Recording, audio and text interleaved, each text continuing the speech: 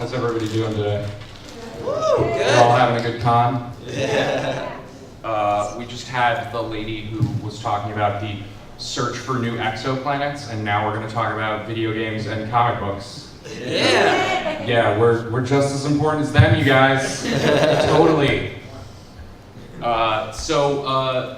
We are some staff from Survios and the various creative writers employed by Survios in our new comics initiative. I'm Jonathan Callan. I'm a senior writer at Survios. And if you guys want to go down the line and introduce yourselves, along with one or two of your credits. My name is Anne-Mortensen Agnew. I am not actually Eric Carrasco, but I worked on the Saija story for the Roll Data Comics, and I've also worked on Lego DC Superhero Girls and Week and Sundry's Fast. My name is Emmett Furey. I'm a writer and transmedia producer. I also write for Vast, and I was the transmedia producer for a web series called The New Adventures of Peter and Wendy. Cool.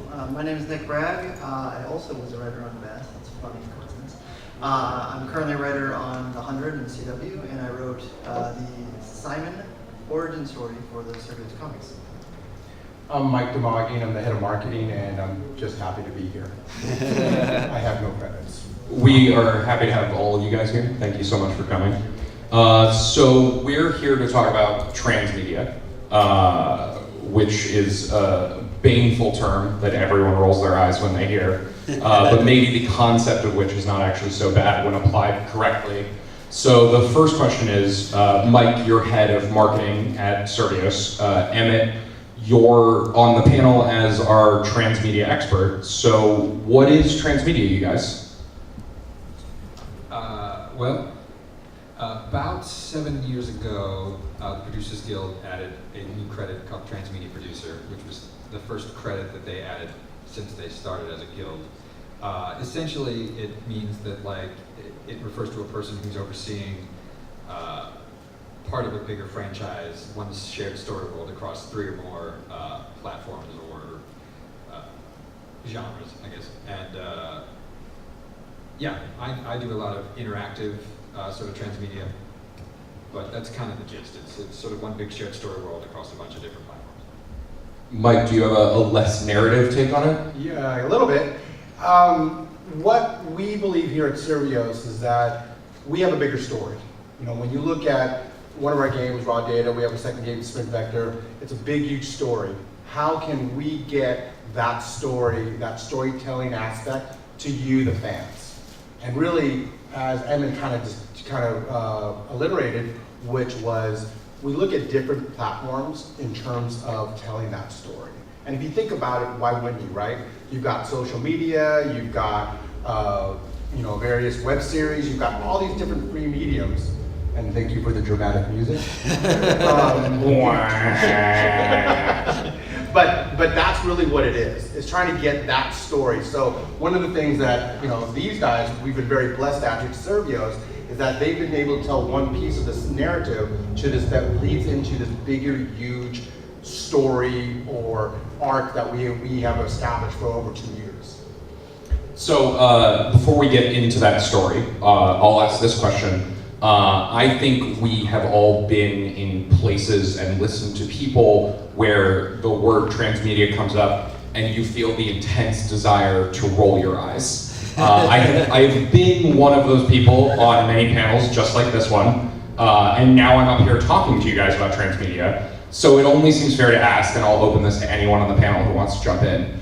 Is transmedia lame?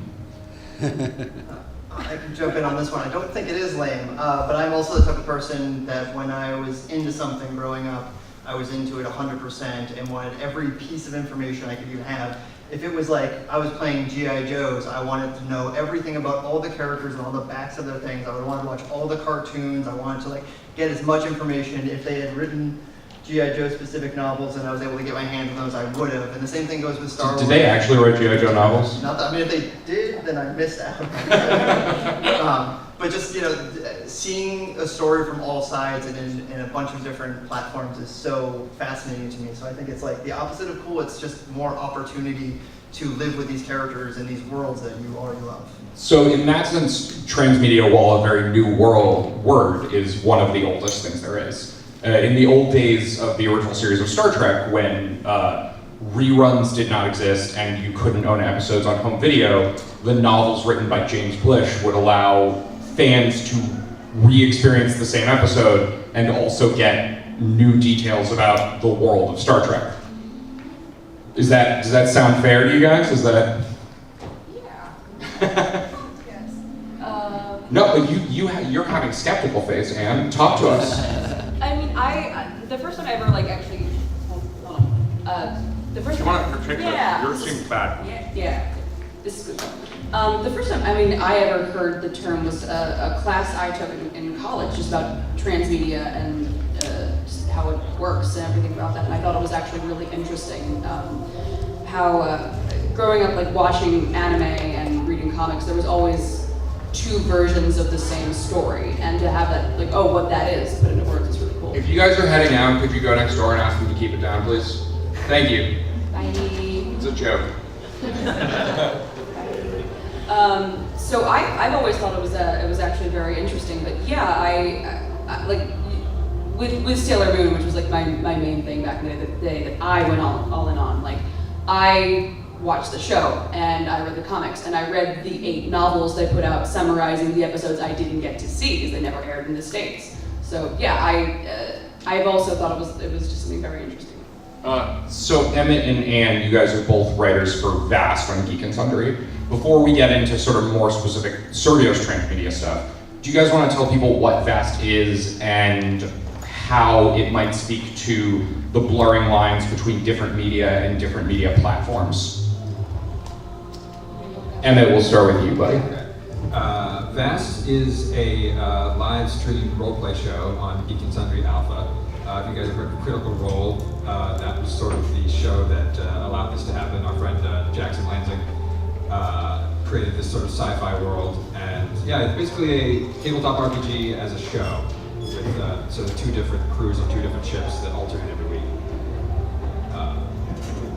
Oh yeah, it's basically it. We would each tell a story for the 2 of the different crews every week, and in the first season how they were going to meet, and then the fallout from that, and then in the second season there was a much larger antagonist this time around. But yeah, it does speak to that because it is it's both a tabletop role-playing game and it's also like live TV every week, and it functions in a lot of ways sometimes more like a TV show than a standard tabletop game, I think.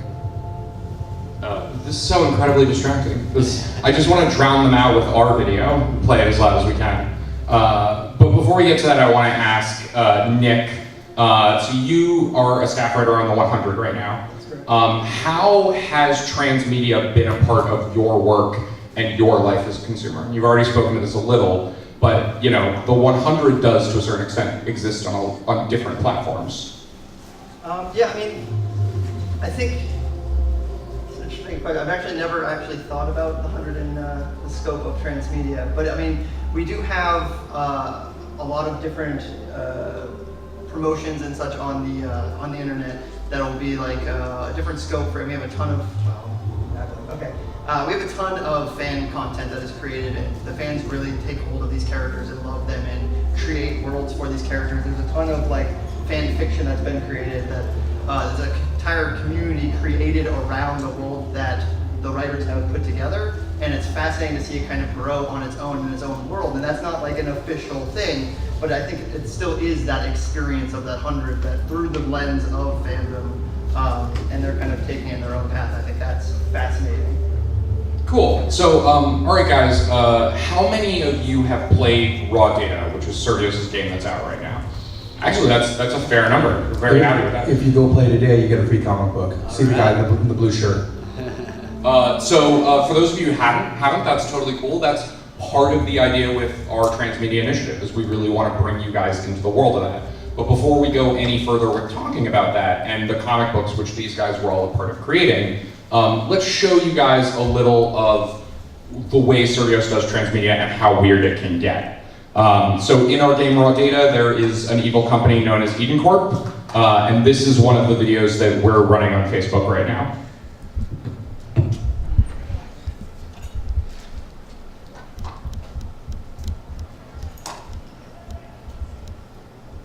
And there's the secret script. Yeah, you guys can all see what questions I'm asking before I ask them. Spoilers. What if the next big idea isn't an idea at all? What if it's us? A connected world, all waking up together, becoming part of a global phenomenon we call perfected humanity, where our tools make us not just smarter or faster, but better, more ethical, compassionate, from free, limitless energy, to the devices that expand our cognition and make us better at solving tomorrow's problems. Police that deploy where they're needed most. Food that talks to our bodies about more efficient ways to function. The next big idea? Humanity is going to wake itself up and watch with eyes wide as we become something new. Eden Corp.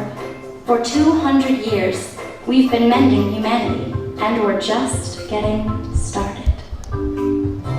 So I think that video speaks to some of the cool opportunities that exist in transmedia and the ability to sort of, as you're blurring the lines between different media, also blur the lines between narrative and advertising.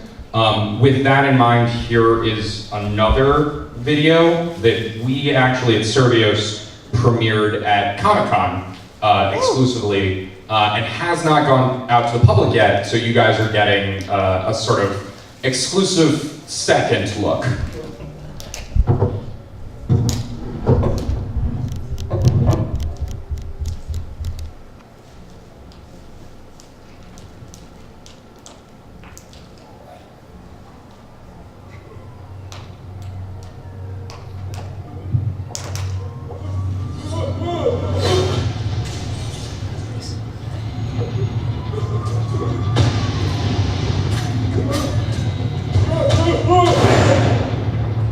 Investors will be here in moments.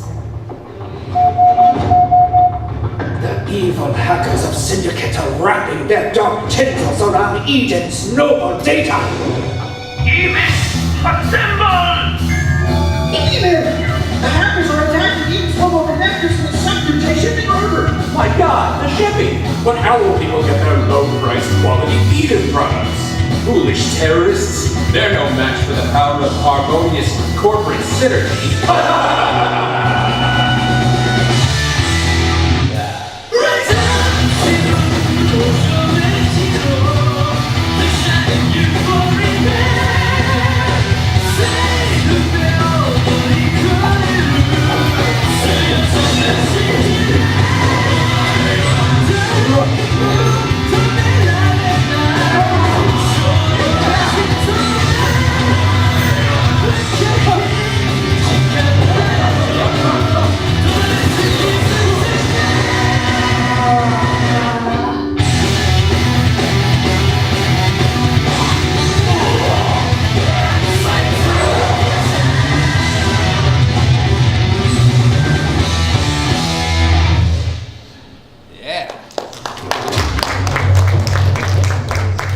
So for those of you who don't know, those are the 4 good guy hackers from our game, as portrayed by Syndicate as evil villains in a children's anime. And I think that speaks to the kind of craziness that you can get up to when you're doing transmedia and different interpretations of your products for a new audience or for the audience that just wants to get deeper into your stuff.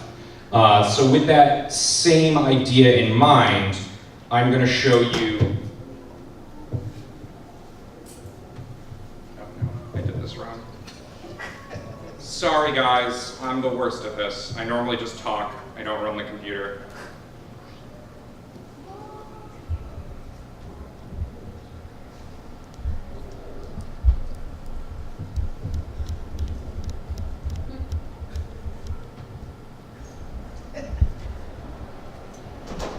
So we have 7 comic book stories coming out to promote the full version 1.0 release of the game this fall. These 7 comic book stories are written with incredible writers and artists from the world of comics and television. The first of these was our exclusive Comic-Con release promotion material, which was written by Nick Bragg from CW's The 100, and drawn by Michael Alice, who is an artist from The Woods, from Boom, and Teenage Mutant Ninja Turtles, and it features the origin story of Simon. Next up, which is in the can, and you guys will be able to see soon, is a story called In the Red, which features the origin story of our hero character, Bishop. It's written by me and drawn by Ian Bertram, who's a fantastic artist who does this hyper-detailed kinetic style that reminds you of like Frank Miller's Hard Boiled.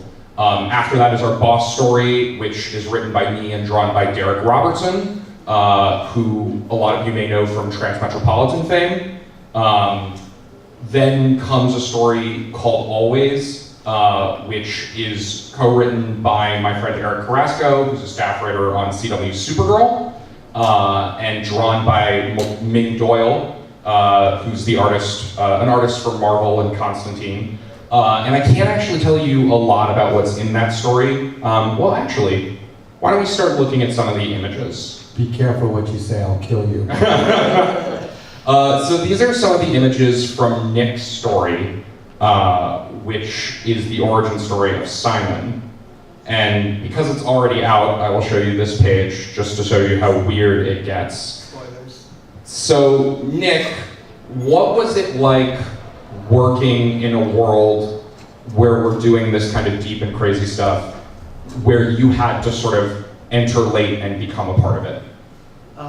Much like Eden Core. No, the thing I loved about doing Simon's origin story is, you know, he's the fun sidekick, kind of. He's along with the ride. He's mostly just comedic. He seems pretty chill with all the horrible things that are going on.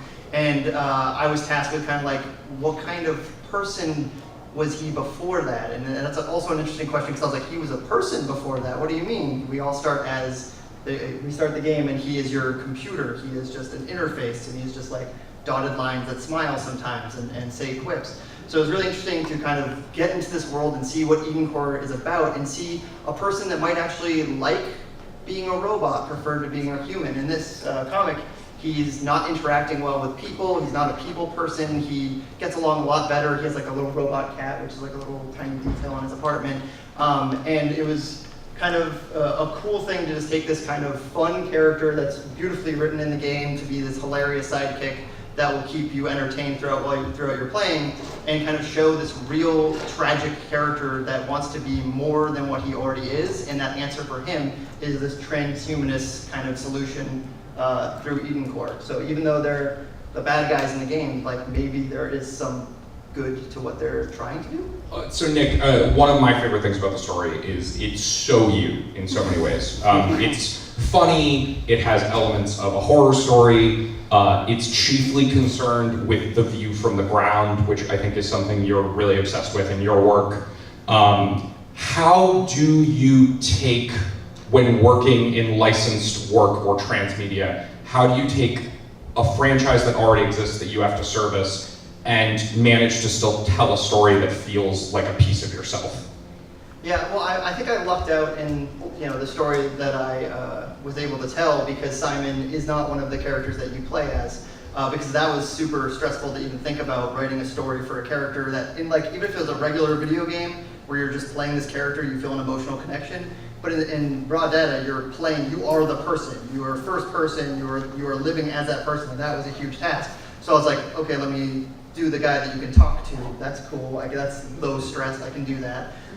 So I really was able to, because he was someone that you had an emotional connection to as just a box, I was able to bring kind of some of the humanity that I was feeling for that character, because it's pretty trite now, but kind of the funny characters are always the most tragic, and they always have such sadness to them that brings out that humor, usually as a defense mechanism, so I can relate to that dramatically.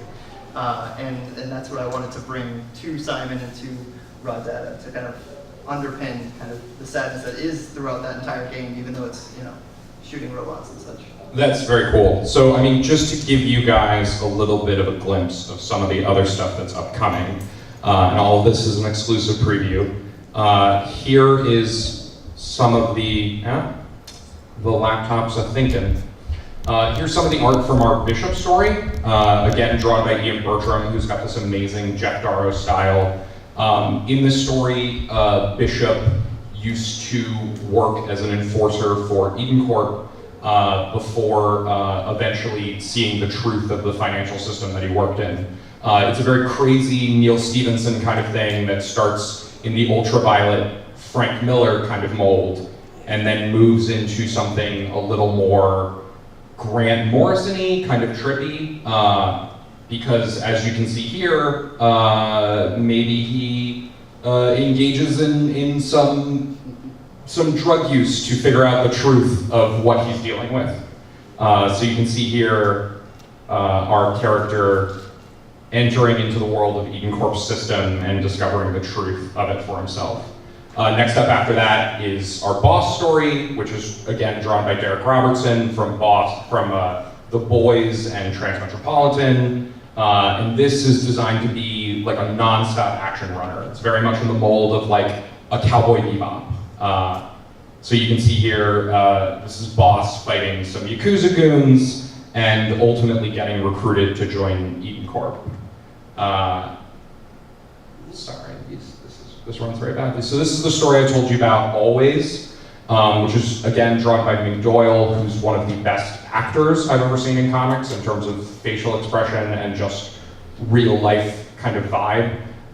And this story I can't tell you much about, except to say that it's set very much in the near present, as opposed to the far future world of our game. And how it ties into the main plot of Raw Data won't immediately be clear, but once you read the story, you'll see how important it actually is to the world of our game. Yeah, and I will say that that comic literally destroyed me when I read it. I was like, if you want to talk about like depth of character and sadness and truth to like the human condition in relation to computers, that one has it all. There's our kids from the comic. The comic features a 10-year-old boy, and I won't tell you much about him, but there's our kids playing Sprint Vector, which is the upcoming Survios game that you guys should totally check out. And finally, we have some images from Raw, which is a story that features none of the characters from our game, and just wanted to kind of explore what the world of Eden Corp looked like to, again, the average person on the ground, much like the way Nick's interested in that.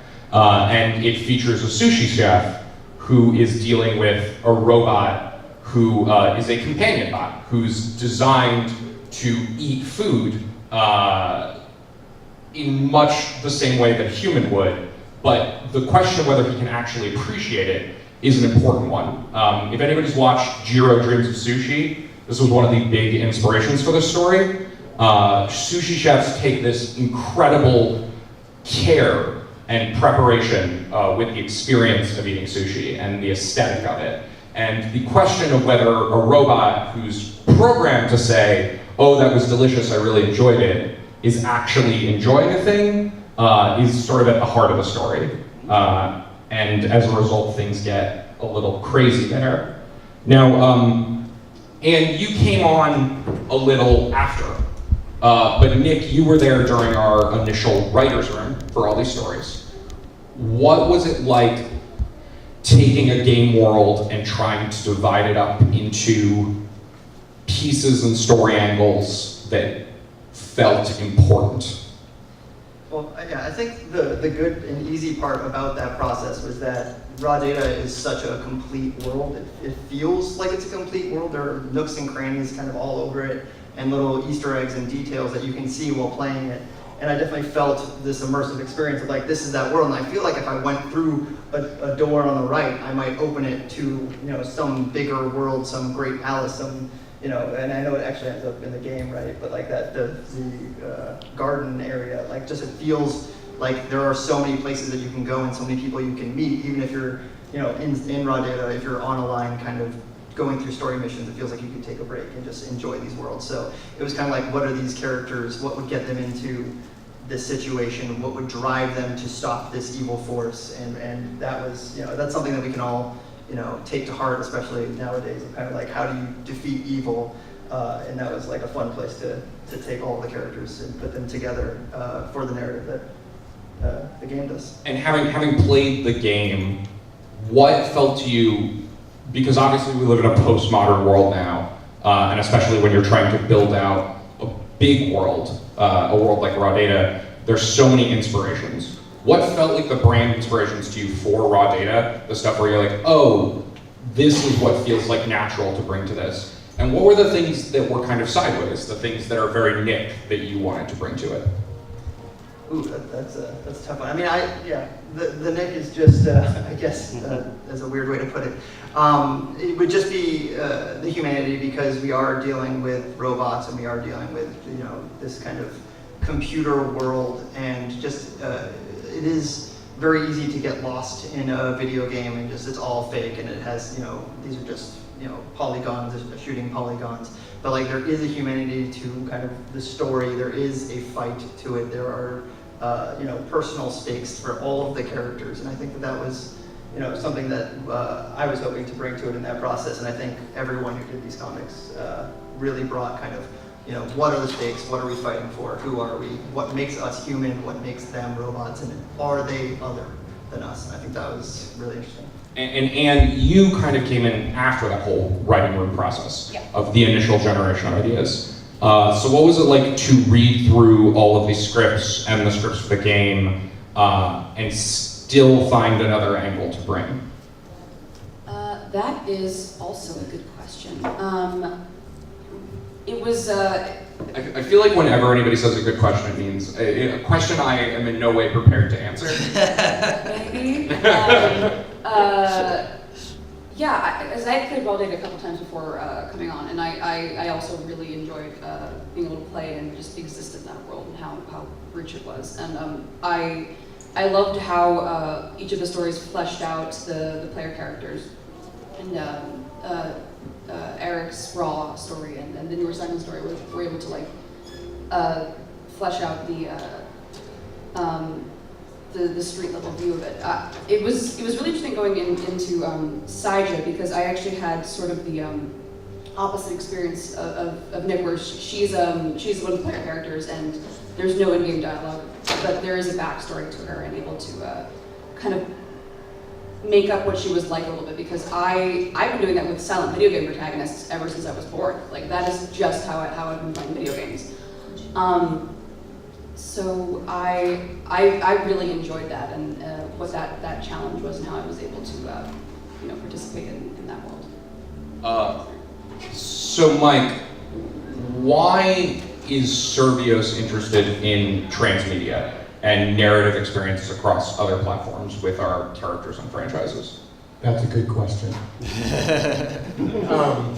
Seriously, we've been looking... Let me out of here. I have no prepared answer for this. We've been looking at how to tell this story for the last couple of years. And I know you originally brought up the question transmedia. I think the word is lame. I think it's like one of the worst marketing words. It's right up there with the word yuppies. It is transmedia, to quote our chief coordinating officer in the email thread we had this weekend, is transmedia transmediocre? Anyways, no, the reason why is because when you guys all look at stories and stuff like that, wouldn't you want to be part of something bigger? Mm-hmm. And that's really why we tell our story. And that is one of our foundations in terms of content marketing, if I can use some marketing terms. But it's all about how can we tell the story. So we actually, 2 years ago, we made this whole outline, a la Marvel, of where we want the story to go. So we've already known where it's going, and we were very fortunate to find these guys to actually fill in the areas that we need to fill in terms of who is Sakura, who is the leader of Eden Corp, who are each of these characters. So it was all about that, but then at the same time, going, how do we tell you the story, right? If you've ever played VR, most people can only be in the game for about a half an hour, right? It's just so encompassing because it takes, you guys have played first-person shooters before, right? So think about if you were actually trying to dodge bullets, if you were actually trying to load the gun up, you're physically doing it rather than pushing a button. That is what we bring to the table from Survios, but we also knew that we want to tell the story too, really important to connect us to our fans and to connect us to evangelists. So that's why it's important for all these guys' work, for us to make sure we get it out there. And that is kind of what we bring to the table for Survios, and that is part of our marketing philosophy. So Mike, as an advertising guy, I know you have some very specific opinions about this stuff. So I think you'll love this question. And this is for you and for Emmett. What are some of the, and you don't have to name names, but the mistakes you've seen made in transmedia, the bad transmedia experiences, and how, Mike, do you think we've tried to avoid that at Survios? And Emmett, how did you try to avoid it with Peter and Wendy? Sure. I mean, I guess one big problem with it is like, don't just do it to do it. It's like if you're telling a story across different platforms, there needs to be a reason, and you need to pick the platforms for the strengths that they have. So, right, like if it doesn't sort of add to the story and add to this sort of overall tapestry, then there's not really a point to do it. In Peter and Wendy, so a big portion of the transmedia that I've done has involved interactive social media. So what that kind of looks like is, say, while a web series is being released, in real time, I would play all the characters on, say, Twitter, and sort of interact with the fans that way. And in the case of Peter and Wendy, we also had a fan base that we encouraged to create their own Twitter characters who lived in the town where it was set. And so I sort of also oversaw that sort of, it was this sort of weird mixture where we're kind of encouraging fan fiction and sort of canonizing it as much as we could. And to not be too self-aggrandizing, in that kind of interactive social media, transmedia experience, I've tried to liken to like Orson Welles' War of the Worlds, or the Blair Witch Project, or Lonely Girl 15, or anytime storytellers take a platform that isn't explicitly for fiction and use it for fiction, and the kind of creative experience, storytelling experience that creates for the audience. So that's kind of how I'm always trying to approach it, I think. That's a really interesting take. So in your mind, was War of the Worlds a kind of participatory transmedia experience where everybody who went out and rioted was virally marketing? Absolutely. I mean, having researched a lot, I think a lot of people were not it was not quite as crazy as. Oh yeah, no, that's totally false. But, the interesting thing about it is, like, the extent to which anyone believed it for even a second, I think, has to do with the fact that the medium and not the story, because most people hadn't heard a radio news broadcast used for fiction. So because this sounded like a radio news broadcast and they understood that to be non-fictional, then for a split second they were allowed to believe that this might be happening. So Mike, same question to you. So I think at its core, I'm agreeing with Emmett in terms of if the story's cool, it's going to work out really well, right? So, I'm going to pick on my wife who's in the audience. She actually, she works for a car company, and the story that she did in terms of a commercial was they actually used someone who wanted to propose to their girlfriend, right? So it's a classic story, but they were able to use that commercial as a segue into social media. But it's a classic story. Again, it's all about that content. You have a compelling story. I've seen other companies, I've worked at other video game companies such as THQ, working on Saints Row, working on Red Faction, I've worked at Atari, I've worked on Ninja Gaiden, so I've been very fortunate. One of the places that they've actually tried to do this transmedia play, they put out a movie on Sci-Fi, they put out an Xbox Live game, they put out a web series, but at the core, the story was lame. It just didn't resonate with people and became a huge miss. So at the core, it's gotta be all about that story and how do you compel people to tell that story and also to connect with the people. So again, social media is free, right? So we actually sit around, we actually figure out how we tell the story in which medium. Again, to connect where the people should be. And then hopefully moving those people along to where we need to go. So. And I think equally, it's gotta be a world that people actually want to live in more, right? You know, if you did a transmedia experience for the Imitation Game, well, actually, that sounds really cool. But it's still, you know, the point remains, like Gosford Park, maybe not so well suited for the transmedia experience. Games that aren't going to be good and aren't going to build an audience, is a great transmedia experience going to save them, Mike? Actually, no.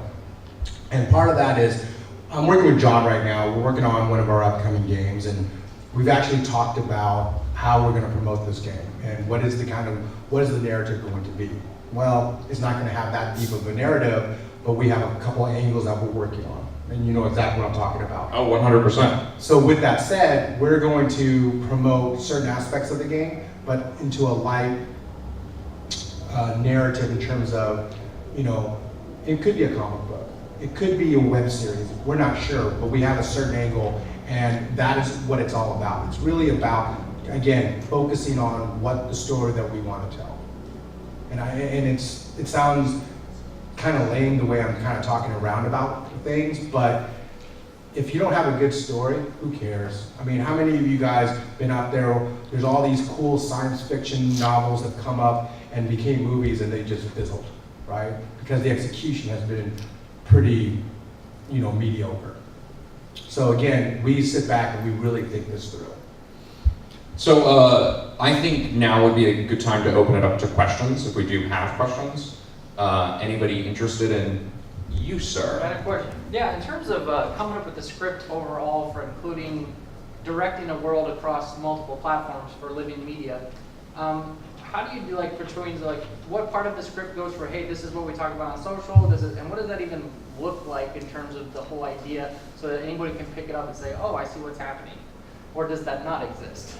Yeah, I mean, I'm interested in what the sort of viewpoint from the other participants in the organism would be, but like as a starting point, I would say it's highly collaborative, and you know, this might make us sound slightly more lazy than I think is actually true, but it's intensely improvisational.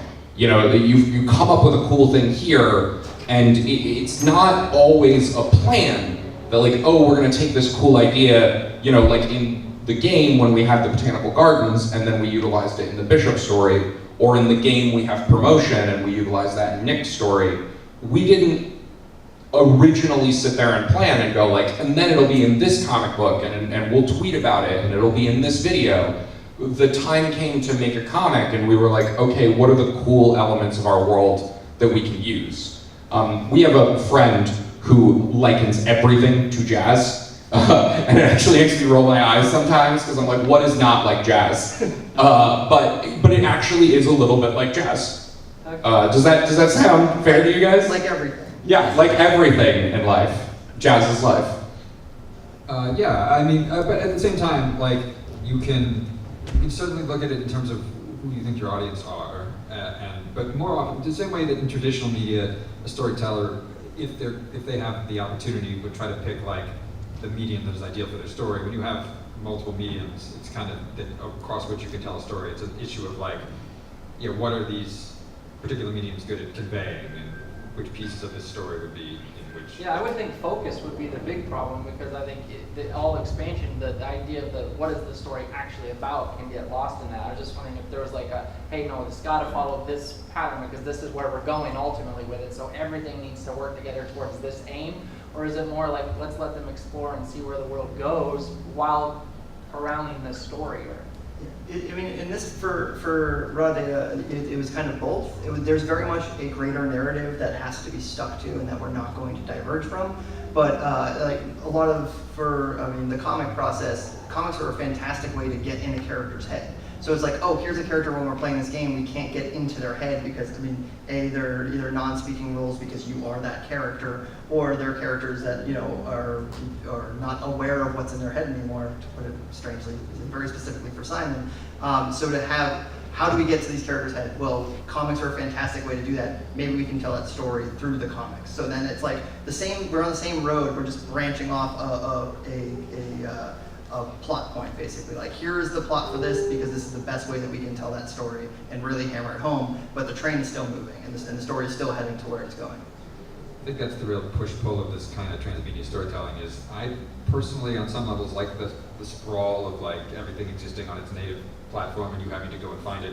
But at the same time, like the Matrix sequels and Avatar had some pretty cool transmedia stuff that a lot of people didn't see, and it kind of made those movies, like, you can't expect that everyone's seen all of it. Like, it has to all kind of build around the thing, but they each have to stand alone as well, which is a trick, but you know. Yeah, like those key moments. What if I was supposed to learn that thing from the comic, and I only watched the movie, so. I think that's where modular storytelling comes in. Yeah. The idea that, like, if you know this thing, it will enhance it. But, you know, a lot of us come from a comics background, and, you know, they used to say in Marvel Comics that any Spider-Man comic could be someone's first, right? So while you're always jumping into a serialized story because it's been serialized since Amazing Fantasy 14, every single issue of Spider-Man should, in theory, have the Rosetta Stone to understand Spider-Man and enjoy it.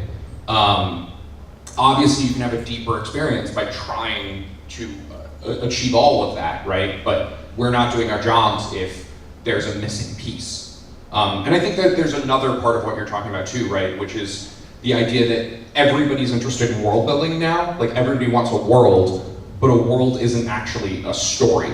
So at a certain point, our job is to figure out where the lanes are and what purpose we're serving. And that purpose is twofold, right? It's property and franchise oriented, and it's thematic, right? So in part, it's what are the themes of raw data. In part, it's also what is going to give a player a deeper experience. There are technical limitations that exist in VR right now, like you know, an inability to do cutscenes in the same way you do in consoles. You know, an inability to do the same kind of easy techniques that we used to have to communicate story and character. And also, you've got this big thing strapped to your face. So our philosophy is active VR. It's to throw the player right into the action, right into the story. So as a result, you maybe don't know anything about Bishop or Saija or Boss when you start the game. And if you're the kind of person that wants to know that backstory and wants to love that character before you show up to play, that's what our comics do. So I'm going to respectfully disagree with all of these guys. Oh, yeah, sure, go ahead. The reason being is because, again, when we look back about 7-8 months ago, we have a World Bible, right? So John's team, actually, they build the World Bible. So we work really closely, marketing works really closely with production. So they've created this World Bible, and they've given us all the beats. What we do is, because of time-wise, we help build the narrative. So one of the things, and I'm picking on the guy in the blue shirt, we've had this debate for like, I don't know, 7-8 months regarding robot masks. I hate that. So we were supposed to have robot masks here. So we were going to give them out and do a robot. He means masks for robots, by the way, just to hide our robots. You know, make them look like humans. So we were going to have a pro robot protest, and that was going to go in line with, which is this phase of the campaign, which is all about the story. So again, we've got this bigger marketing arc, and we're trying to fit into these. Now, what these guys are really talking about is, all I have to do is tell these guys, tell John and his team, I'm going, okay, how do we highlight the backstory? How do we give that emotional context with these characters? Because the one thing, when you play the game, when you get into VR, it's all about you're the weapon, you're the badass, right? You're that guy, right? You don't really know, there's no emotional context, because as John has kind of pointed out, there's no way to do those storytelling. So we've got to figure out innovative ways to reach that audience, to reach you. And that's kind of why I respectfully disagree with them, that this narrative was all about, phase 1 was all about the gameplay. It was all about working around, shooting the gun and slicing and becoming a Jedi. And then the next phase, it's all about, we were really trying to build up the Corp. And now we're in the phase of, it's all about building up a syndicate. So there has been a 3-step tango as we go into the release, which is coming out in fall 2017. Do other people have questions? Yeah, Roger. I mean, you guys had mentioned The Matrix, you mentioned Avatar. What other IPs out there have had transmedia narrative that really impressed you, that maybe you use that as like a blueprint to map out either raw data or any other project that you're working on? What has been kind of the gold standard? One of the first ones that grabbed me was Why So Serious? It was for the Dark Knight. I was down at San Diego Comic-Con covering it for Comic Book Resources, and my editor told me, can you go to these coordinates across from the convention center because the Joker is having a recruitment drive? And so I went over there, and there were these white vans. And this was about a year and a half before the film The Dark Knight came out. And they gave us these little pouches that had a picture of Heath Ledger as the Joker, and a mirror and a makeup kit. We all had to like make ourselves up look like the Joker, and then we went around San Diego, kind of like a mob of Jokers on this little scavenger hunt thing.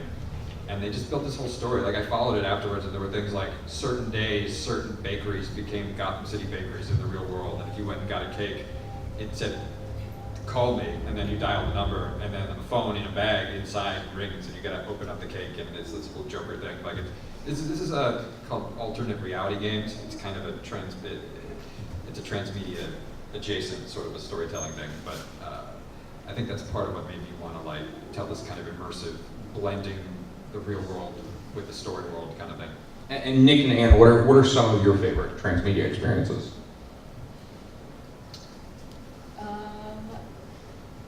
I guess like Star Wars is kind of the gold standard, right? Yeah. And as someone who I have the philosophy with Star Wars that all I really need is the movies, and I'm good. And even then, now just some of them now they're doing anthologies. But that doesn't mean that there's not that there's not a wide and incredibly rich world to explore, which they do through the comics and the TV shows, and now the anthology movies. And that's always been what I think of when I think of just the breadth and the depth that transmedia is capable of going to, because there is not one aspect of that galaxy that they did not explore at some point. And now we get to do it all over again, now that Legends is no more. Yeah, I mean, I think the biggest scope, and this is going to seem really obvious, but arguably the most successful transmedia experiment, I'll still call it an experiment even though it's made billions and billions and billions of dollars, is the Marvel universe. The cinematic universe is this huge grand scoping thing, and that's all movies. And then even, their Netflix shows and Agents of S.H.I.E.L.D. does TV is a completely different medium than movies, and it's hitting a different audience. So that's a whole other side. And then obviously, then you go back to the comics that they were based on, and now there are comics that are based on the movies that were based on comics, and then the comics themselves are creating another continuity that they can both build for. So it's this world that is not necessarily continuity friendly. Like there are obviously different Earths and different universes and stuff that they can play with at the same time, but it's slowly building into this big mass of every different type of media that you can imagine they have, and they're telling stories that way, and a lot of the stories are extremely engaging for audiences, which is why they've made a ton of money. But I mean, there's really no arguing that like Marvel is doing it right by transmedia.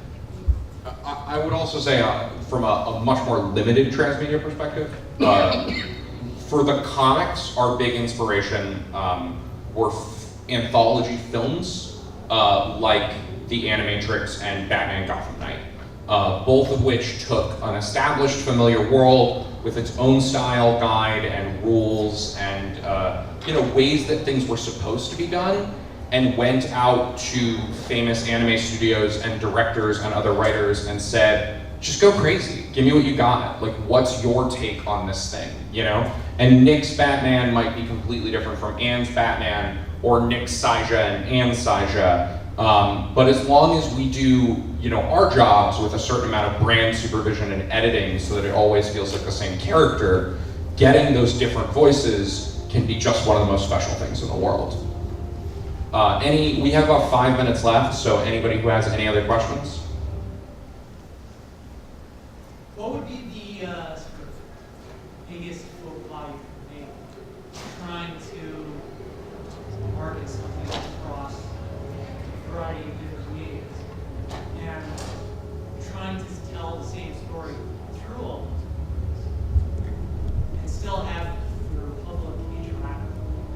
Well, I'm interested in everybody else's answer, but I think I'll say Mike hit it on the head, right? It's trying to market a bad thing. If your thing is bad, no amount of good marketing will save it. Well, the other thing also is that we actually went through this recently, my team, unfortunately. What it was is that we actually put out a bunch of background story-wise, right, about the story and everything, and then I went back to the team and going, what's the purpose of it? What are we doing with all these people?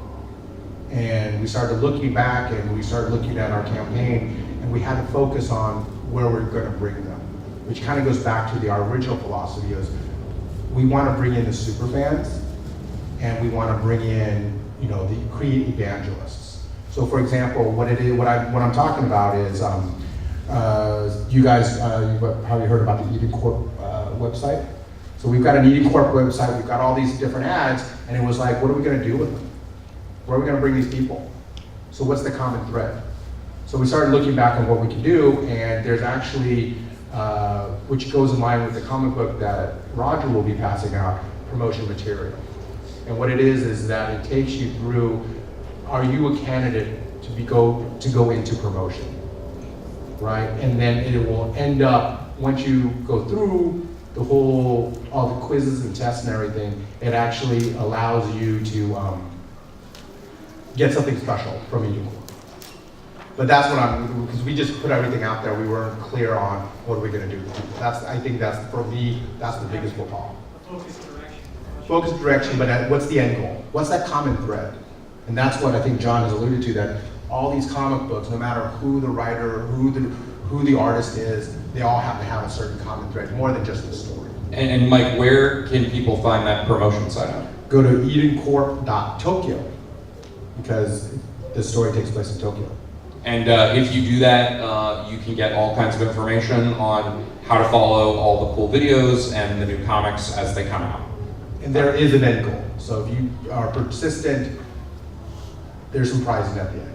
And Roger would probably now be a good time to pass out those comics. Absolutely. And we'll take our last question from the gentleman in the awesome metal t-shirt in the front row. Just answer my question. Where can we go off website to stay up to date with all this stuff? So, and how about? Are you a plant, sir? How much did we pay you? You can also go rawdatathegame.com or survios.com. Well, also Survios.com/rawdata, right? what was the timetable for all this? When was the first idea pitched, and how is this? When were you guys brought on board working on this comic and all that stuff? Mike, I'd be interested in what's your perspective on that? Because I came to the company after you. So we started talking about, in terms of where we started doing a lot of this started February 2016. Wow. In terms of the whole, working with James, our Chief Creative Officer, and aligning the messaging beats with the marketing. So then when we started talking about the comic books, which was January of this year. Yeah, and we should say, my background's in television, and we ran our comic book story room very much like a TV room. Oh, nice. And it should be said, James is the font. All of this comes from our Chief Creative Officer. He's essentially like the showrunner for all of these videos, all of these comics, everything in the game. Yep. Cool. Yeah. Any other questions before we wrap up? Venom, again. What do you think is the least effective platform? Poems. Nick's like, I disagree, sir. Vehement. Least effective, guys? Yeah, I mean, I really think that there are so many brilliant and talented artists out there that any medium is going to be effective for someone and not effective for another person. So I don't think it's actually the medium. I think it's kind of like what your intent is when making a story. And I think, if you're just advertising to advertise and not advertising to build your world out and create a fan base and to create a product that you truly believe in, then it's going to be a failure regardless of what medium you put it in. All honestly, I probably have a serious answer to this, and it breaks my heart. But I think audio is probably not a very effective, because there are some exceptions. There are hits like Welcome to Night Vale. Podcasting is obviously a big deal now. But when you're trying to create virulent, viral marketing assets that get spread around and get people's attention, you know, that there's just a lot of things about it that are limited. You know, there's no thumbnail, there's no sort of headline. You know, it takes a while to investigate, and you really have to enter into an experience with it. And so it's not bad, it's just much more challenging. Oh, Roger. So I actually have a comment to add to that. Another tip I would just say, and I know I'm not on the panel, but I do have some experience with it. If you create something and you put it on social media, I would highly recommend putting advertising dollars against it too. You want people to see it. You can't make an assumption that they're just going to discover your content.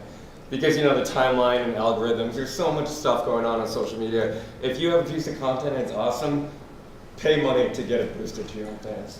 For sure. Yeah, dollars always do help. Virality only comes from someone getting hurt. So what I mean by that is if you look at all the viral videos that come out and everything without putting any money in, someone got hurt. Someone fell over and they're all laughing about it. But all the other viral videos that you see with millions of hits, they're coming from either being paid or they have a subscription base. You just shattered so many illusions, Mark. My son wants to become a YouTube star. Okay, well there you have it, guys. Thank you so much for joining us today.